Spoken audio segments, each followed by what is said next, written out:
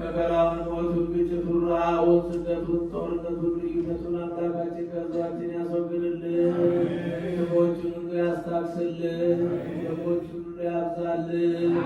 በመከራ የወደቁትን ከቤት ንብረታቸው የተፈናቀሉትን ወገኖቻችን ሁሉ በሰው እጅ የወደቁትን አምላካችን እግዚአብሔር በቸርነቱ ወደ ሕይወታቸው ወደ ኑሯቸው ይመልስልን። የሞቱትን በመንግሥተ ሰማያት ያሳርፍልን።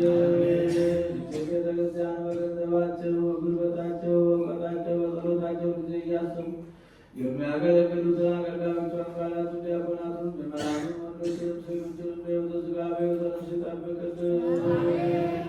ከእመቤታችን ከቅድስት ድንግል ማርያም ረድኤቷን በረከቷን ያሳድርብን። አቡነ ዘበሰማያት ስምህ ይቀደስ፣ መንግሥትህ ትምጣ፣ ፈቃድህ በሰማይ እንደሆነች እንዲሁም በምድር ትሁን። የዕለት እንጀራችንን ስጠን ዛሬ፣ በደላችንን ይቅር በለን እኛም የበደሉንን ይቅር እንድንል፣ አቤቱ ወደ ፈተና አታግባን ከክፉ አድነን እንጂ መንግሥት ያንተ ናትና፣ ኃይል፣ ክብር፣ ምስጋና ለዘላለሙ አሜን።